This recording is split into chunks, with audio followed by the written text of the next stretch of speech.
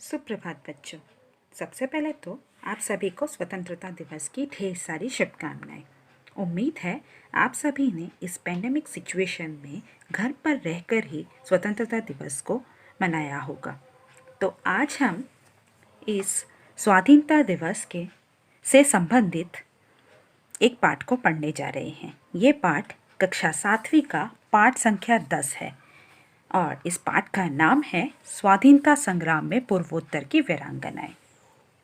तो जैसे कि शीर्षक का नाम है स्वाधीनता संग्राम में पूर्वोत्तर की वीरांगनाएं, यानी कि देश को स्वाधीन या स्वतंत्र कराने में पूर्वोत्तर यानी नॉर्थ ईस्ट में से किन किन वीरांगनाओं का हाथ था, आज हम इसके बारे में जानेंगे। वीरांगनाओं से मतलब है वह स्त्री जो वीरतापूर्ण कार्य करे। तो बच्चों, आप लोगों को पता है पूर्वोत्तर यानी कि नॉर्थ ईस्ट में कौन कौन से राज्य आते हैं? नॉर्थ ईस्ट में असम, अरुणाचल प्रदेश, नागालैंड, मणिपुर, मिजोरम, मेघालय, त्रिपुरा और सिक्किम आते हैं। सिक्किम को छोड़कर बाकी राज्यों को हम एक साथ सेवन सिस्टर्स के नाम से जानते हैं। तो इस पाठ में हम उन स्त्रियों के बारे में जानेंगे जिन्होंने स्वतंत्रता संग्राम में पुरुषों के साथ कंधे से कंधा मिलाकर इस आंदोलन में भाग लिया था। और वो कहाँ से बिलोंग करते थे? वे सब पूर्वोत्तर यानी कि नॉर्थ ईस्ट से ही बिलोंग करते थे। आइए अब इस पाठ को शुरू करते हैं। स्वाधीनता संग्राम में पूर्वोत्तर की वीरांगनाएं। 7वीं कक्षा के कुछ विद्यार्थी शिक्षामूलक भ्रमण समाप्त करके तेजपुर से कल ही लौट आए थे। दोपहर का विराम चल रहा था। तेजपुर जाने वाले और वहां न जा पाने वाले विद्यार्थियों में बातचीत चल रही थी। ईशान ने वहां की कनकलता की मूर्ति के बारे में बताया। उसने ये भी बताया कि वीरांगना कनकलता ने किस प्रकार अपने देश को अंग्रेज शासन से मुक्त कराने के लिए स्वतंत्रता संग्राम में अपने प्राणों का बलिदान दिया था। उनकी बातचीत चल ही रही थी कि इतने में अध्यापक बरामदे से गुजरे। बच्चों की बातें सुनकर वे उनके पास आए। तो बच्चों, 7वीं कक्षा के कुछ विद्यार्थी शिक्षामूलक भ्रमण करने तेजपुर जाते हैं और तेजपुर की सैर करके कल ही वापस लौटते हैं।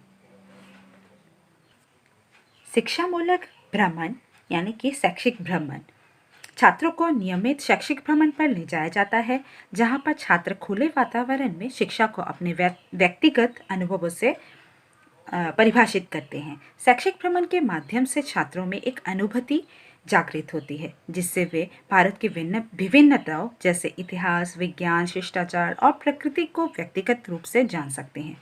और इसके अतिरिक्त छात्रों में समूह में रहने की प्रवृत्ति, नायक बनने की क्षमता तथा आत्मविश्वास एवं भाईचारे की भावना प्रबल होती है। स्कूल में रिसेस टाइम चल रहा होता है, तभी कुछ जो बच्चे शिक्षामूलक भ्रमण गए थे और जो नहीं गए थे, वे आपस में बातचीत कर रहे होते हैं। वे अपने अनुभवों को उनके साथ शेयर कर रहे थे। तो ईशान नामक लड़के ने कनकलता की मूर्ति के बारे में बताया। आप लोगों को कुछ पता है कनकलता के मूर्ति के बारे में? ये देख सकते हो यहाँ पे जो मूर्ति, ये जो तस्वीर दी गई है, ये कनकलता बरुआ की है। उनका जन्म, कनकलता का पूरा नाम कनकलता बरुआ था। उनका जन्म 22 दिसंबर 1924 में हुआ था। कनकलता बरुआ भारत की स्वतंत्रता सेनानी थी, जिनको अंग्रेज़ों ने 1942 के भारत छोड़ो आंदोलन के समय गोली मार दी थी। उन्हें बीरबाला भी कहते हैं और वे असम की ही निवासी थी। तो जब वे लोग आपस में बातचीत कर रहे थे, तभी अध्यापक उनको गुजरते हुए गए और उन्होंने उनकी बातें सुनी और उनके पास वापस आए। आइए पढ़ते हैं वापस आकर अध्यापक ने क्या कहा।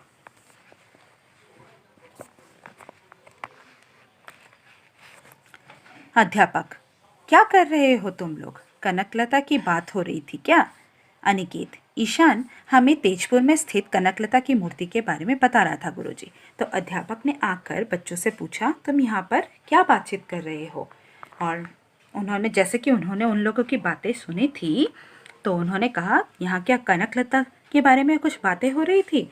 तो अनिकेत नामक लड़के ने कहा, हाँ, हमें ईशान कनकलता की मूर्ति के बारे में बता रहा था, जैसे कि मैंने भी आप लोगों को थोड़ा सा आइडिया दिया। अध्यापक, बहुत अच्छी बात है। तुम लोग तो जानते ही हो कि हमारा देश लगभग 200 वर्ष तक अंग्रेज़ों के अधीन था। तो अध्यापक ने कहा कि बहुत ही अच्छी बात है ये जो ईशान ने तुम्हें कनकलता की मूर्ति के बारे में बताया। तो तुम लोगों को जैसे कि पता ही है कि हमारा देश 200 वर्ष तक अंग्रेज़ों के अधीन था, जैसे कि आप लोगों को भी पता है। जैसे कि परसों ही स्वाधीनता दिवस गई है, तो कितने साल हो गए हमें स्वाधीन हुए? 73 ईयर्स। हाँ, तो वही तुम लोग तो जानते ही हो कि इतने सालों तक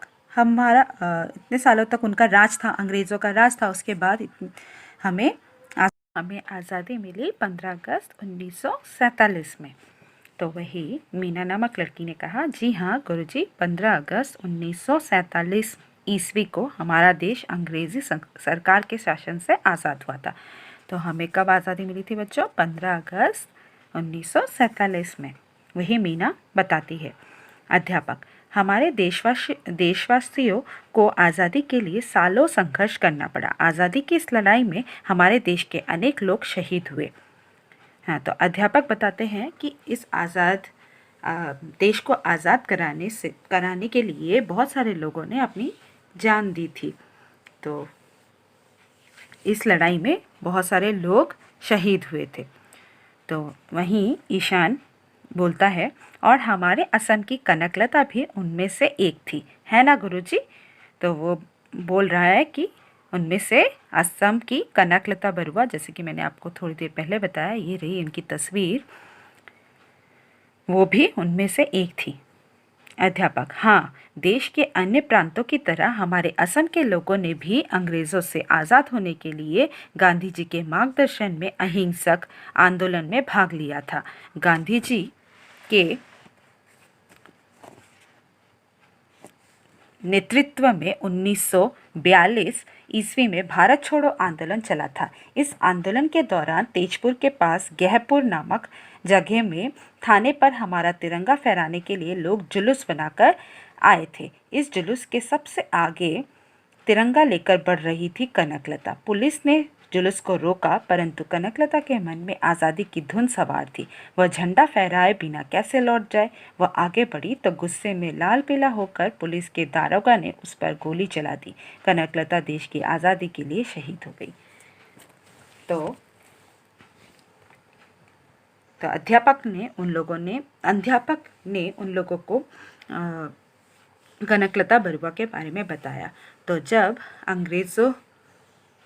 जब हमारा देश आज़ाद नहीं हुआ था, अंग्रेज़ों के चंगुल में था, तब अंग्रेज़ों का राज चल रहा था, तब गांधी जी के मार्गदर्शन के लिए अहिंसक आंदोलन हुआ था कि 1942 में भारत छोड़ो आंदोलन चल रहा था। तो इस आंदोलन के दौरान तेजपुर के पास गहपुर नामक जगह में थाने पर हमारा तिरंगा फहराने के लिए बहुत सारे लोग जुलूस बनाकर निकले। उस जुलूस में सबसे आगे थी कनकलता बरुआ, और जब वो आगे बढ़ रही थी तो वो लोग जब आगे बढ़ रहे थे तो पुलिस ने उन्हें रोका, लेकिन कनकलता के मन में आज़ादी का धुन सवार थी, यानी कि उन्हें आज़ादी चाहिए था। तो उसी जोश में वे आगे बढ़ रही थी, तभी पुलिस ने उन्हें गोली मार दी और उनकी मृत्यु हो गई, और वो आज़ाद देश के लिए शहीद हो गई। तो इसीलिए ये मूर्ति ऐसी है वो जिस तरह जा रही है हाथ में झंडा लहराते हुए। तो इसी तरह की मूर्ति भी तेजपुर में स्थित है। हालांकि वो बहुत ही कम उम्र की थी, लेकिन त्याग और बलिदान में उनका कल किसी से भी कम नहीं था। आगे देखते हैं क्या हुआ। मनु, गुरुजी, कनकलता की तरह क्या असम की और भी किसी नारी ने आज़ादी की लड़ाई में भाग लिया था? तो मनु ने प्रश्न किया अध्यापक से कि कनकलता की तरह असम से भी और भी कई लोग थे क्या जिन्होंने आज़ादी की लड़ाई में भाग लिया था।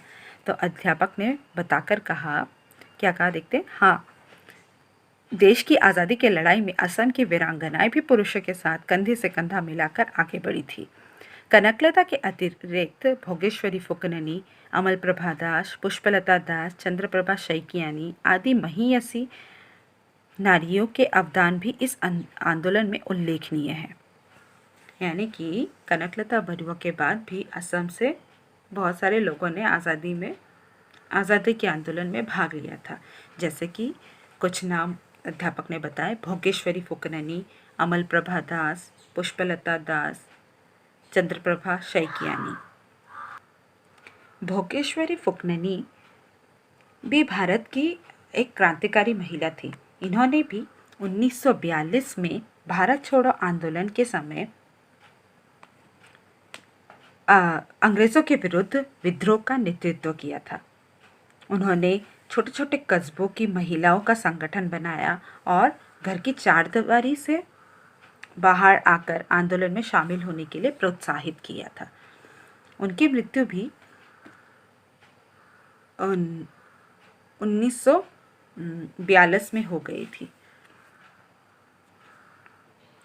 और चंद्रप्रभा शैकियानी एक स्वतंत्रता सेनानी, कार्यकर्ता, लेखक और समाज सुधारक थी। उन्होंने महिलाओं के खिलाफ लेकर और महिलाओं के भेदभाव को लेकर बहुत विरोध किया था और वो असम प्रादेशिक महिला समिति की संस्थापक भी थी। तो अब आगे देखते हैं। तो उन्हीं की तरह अमल प्रभा दास और पुष्पलता दास भी इस आंदोलन में मुख्य भूमिका निभाते हैं। रीना, सुना है पूर्वोत्तर के अन्य राज्यों के भी अनेक महिलाओं ने इस आंदोलन में भाग लिया था। इन वीर महिलाओं के विषय में हमें कुछ बताइए ना गुरुजी। तो रीना ने फिर अध्यापक से प्रश्न करते हुए कहा कि पूर्वोत्तर राज्य के बहुत सारे महिलाओं ने इस आंदोलन में भाग लिया था, तो उन महिलाओं के बारे में उन्होंने अध्यापक से पूछा। तो अध्यापक ने क्या कहा देखते हैं। ठीक है, सुनो। स्वाधीनता आंदोलन को गति देने में हमारे पड़ोसी राज्य मणिपुर तथा नागालैंड की महिलाओं का भी महत्वपूर्ण योगदान रहा है। नागारानी गाइदिन्ल्यू असम की कनकलता की तरह ही किशोरी अवस्था में केवल 13 साल की उम्र में अंग्रेज़ों के खिलाफ आंदोलन में कूद पड़ी थी।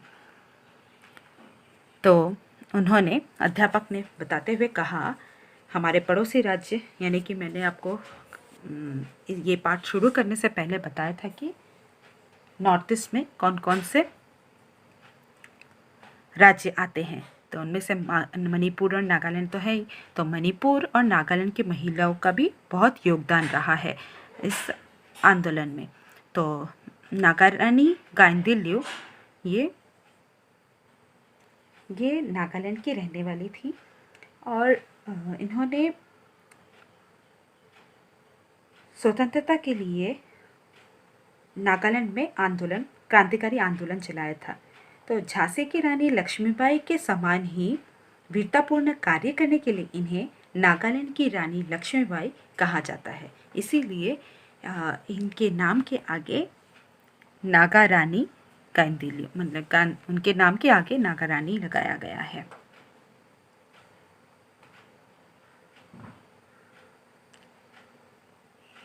आगे बढ़ते हैं। ये जैसे तस्वीर दी गई है। अनिकेत, गुरुजी, क्या वे झांसी की रानी लक्ष्मीबाई की तरह नागालैंड की रानी थी? अध्यापक ने कहा, जैसे कि मैंने आपको बताया, उन्होंने झांसी की रानी लक्ष्मीबाई के समान ही वीरतापूर्ण कार्य करने के लिए उन्होंने वैसा ही कार्य किया था, इसीलिए उनके नाम के आगे रानी लगाया गया है, ना कि वो कहीं की रानी थी। तो वही प्रश्न अनिकेत ने अपने अध्यापक से पूछा कि झांसी की रानी लक्ष्मीबाई की तरह नागालैंड की रानी थी? तो अध्यापक ने कहा, नहीं, वे लक्ष्मीबाई की तरह रानी नहीं थी। मणिपुर राज्य के लंकाओ नामक एक गांव में 26 जनवरी 1915 में उनका जन्म हुआ था। अंग्रेज़ों के खिलाफ आंदोलन में भाग 1932 ईस्वी में जब वे केवल 16 साल की एक किशोरी थी, तब अंग्रेज सरकार ने उन्हें गिरफ्तार करके जेल की सजा दी थी। तब से वे भारत की स्वतंत्रता प्राप्ति तक जेल में ही रही। तो यहाँ अध्यापक ने बताते हुए कहा कि उन्होंने अंग्रेज़ों के खिलाफ आंदोलन में भाग लेने के कारण 1932 में उन्हें जेल में रख दिया गया था और भारत स्वतंत्रता प्राप्ति के लिए वे जेल में ही रही थी। आगे देखते हैं क्या हुआ। मनु, तो उन्हें रानी क्यों कहा जाता है गुरुजी? अध्यापक, जब वे शिलोंग जेल में बंदी थी तब 1937 ईस्वी में पंडित जवाहरलाल नेहरू जी ने उनसे मुलाकात की थी। नेहरू जी ने उनको नागारानी कहकर संबोधित किया था और तब से वे रानी गाइदिन्ल्यू नाम से प्रसिद्ध हुए। तो मनु ने ये प्रश्न पूछा कि उन्हें क्यों रानी क्यों कहा जाता है, जब वे कोई राजा लक्ष्मीबाई की तरह कोई रानी नहीं थी, तो उन्हें क्यों रानी कहा जाता है। तो अध्यापक ने बताया, जब वे शिलोंग जेल में, जैसे कि अभी हमने थोड़ी देर पहले जाना था ना कि अंग्रेज़ सरकार ने उन्हें गिरफ्तार कर लिया था और जेल में बंद कर दिया था, तो तभी उनसे मिलने के लिए पंडित जवाहरलाल नेहरू जी गए थे और उन्होंने उन्हें नागारानी कहकर संबोधित किया था और तभी से उन्हें रानी गाइदिन्ल्यू के नाम से जाना जाता है। तो ईशान ने क्या कहा, इनके बारे में जानकर बहुत अच्छा लगा और अन्य के बारे में बताइए ना गुरुजी। तो ईशान ने वे सभी लोग एक एक करके सबके बारे में जान रहे थे, तो उन्हें ये सब जानकर अच्छा लग रहा था। शायद आप लोगों को भी जानकर अच्छा लग रहा होगा कि पूर्वोत्तर से भी बहुत सारे वीरांगनाएं थी जिन्होंने स्वतंत्रता आंदोलन में भाग लिया था। तो ईशान ने वही प्रश्न पूछते हुए कहा कि और भी लोगों के बारे में बताइए। तो अध्यापक ने क्या कहा, अच्छा सुनो, मिजोरम की एक स्वतंत्रता सेनानी रोयपुई लियानी का नाम भी बहुत श्रद्धा से लिया जाता है। ये देखिए उनकी तस्वीर। उनके पति वंदुला मिजोरम के देनलुंग नामक गांव के मुखिया थे। पति के मृत्यु के पश्चात रोपुई लियानी देनलुंग गांव की मुखिया बनी थी। मिजोरम के लिखित इतिहास के अनुसार 19वीं सदी में गांव की मुखिया बनने वाली वह पहली महिला थी। तो एक रोपुई लियानी मिजोरम से थी और एक स्वतंत्रता सेनानी भी थी। उन्होंने अपने उनके पति मिजोरम के देनलुंग गांव के मुखिया थे और उनके पति की मृत्यु के बाद वही गांव की मुखिया बनी थी और मिजोरम के इतिहास में वो सबसे पहली महिला थी जो गांव की मुखिया बनी थी। रीना, उन्होंने क्या किया था गुरुजी? तो उन्होंने पूछा, उन्होंने हम भारत के लिए क्या किया? अध्यापक, रोपुई लियानी ने अंग्रेज़ों की हुकूमत कबूल करने से साफ इनकार किया था और खुलेआम उनका विरोध किया था। इसी अपराध में 1893 में ईस्वी में उन्हें अंग्रेज़ सरकार ने गिरफ्तार करके जेल की सज़ा दी थी। लगभग 1 साल जेल में कैद रहने के बाद 1894 ईस्वी में जेल में ही उनकी मृत्यु हो गई। तो उन्होंने साफ साफ इनकार कर दिया था कि वे अंग्रेज़ सरकार की हुकूमत को नहीं मानेगी। इसीलिए उन्हें अंग्रेज़ सरकार ने जेल की सज़ा दी थी और लगभग 1 साल में 1 साल के अंदर ही 1 साल कैद रहने के बाद उनकी मृत्यु जेल में ही हो गई। अनिकेत, गुरुजी और अन्य के बारे में भी बताइए ना। तो अनिकेत ने पूछा, और किसी के बारे में भी बताइए। तो अध्यापक, मेघालय राज्य की शहीद माता राशिमनी हाजो नाम से प्रसिद्ध वीरांगना स्वाधीनता संग्राम में महत्वपूर्ण योगदान दिया था। इसी प्रकार सिक्किम राज्य की स्वाधीनता संग्रामी हेलेन लेप्चा उर्फ सावित्री देवी का नाम भी उल्लेखनीय है। अनेक कठिनाइयों का सामना करते हुए भी उन्होंने अपना संघर्ष जारी रखा था। देखो, अब घंटी लगने का समय हो गया है, बाद में कभी और बताएंगे, ठीक है? अब चलते हैं। तो अध्यापक ने शहीद माता राशिमनी हाजो का नाम बताया जो कि मेघालय से थी, और हेलेन लेप्चा और सावित्री देवी का नाम बताया जो कि सिक्किम राज्य से थी। फिर उन्होंने उनके बारे में थोड़ा सा जानकारी देते हुए उन्होंने कहा, उन्होंने अपना संघर्ष जारी रखा था अनेक कठिनाइयों का सामना करते हुए भी, और ये कहकर उन्होंने जैसे कि रिसेस टाइम चल रहा था तो घंटी लगने का समय हो गया, अध्यापक ने कहा। तो कभी और इस बात को और भी डिटेल्स में जानेंगे। तो अनिकेत ने कहा, जी गुरुजी, आपने हमें बहुत कुछ बताया। हमें ये जानकर गर्व हुआ कि पूर्वोत्तर के महिलाओं ने भी देश की स्वतंत्रता आंदोलन में महत्वपूर्ण योगदान दिया। आपको बहुत धन्यवाद। तो अनिकेत ने अपने अध्यापक को धन्यवाद जताते हुए कहा कि उन्होंने पूर्वोत्तर की महिलाओं के बारे में बहुत कुछ बताया और उन्हें भी गर्व महसूस हो रहा है कि पूर्वोत्तर की महिलाओं ने भी देश की स्वतंत्रता आंदोलन में उनका बहुत महत्वपूर्ण योगदान था। आप लोगों को भी सुनकर अच्छा लग रहा होगा। जैसे कि हम असम से बिलोंग करते हैं तो हम भी एक पूर्वोत्तर राज्य के अंदर आते हैं, तो हमें भी बहुत गर्व महसूस हो रहा है कि पूर्वोत्तर से भी बहुत सारी महिलाओं ने पुरुषों के साथ अपना कंधे से कंधा मिलाकर स्वतंत्रता आंदोलन में भाग लिया था। तो इसी के साथ आज का पाठ यहीं समाप्त होता है। उम्मीद है आप लोगों को ये पाठ समझ में आया होगा। तो अगर आपको वीडियो अच्छा लगता है तो वीडियो को लाइक और चैनल को सब्सक्राइब करना मत भूलिए और ज़्यादा से ज़्यादा अपने दोस्तों के साथ शेयर कीजिए।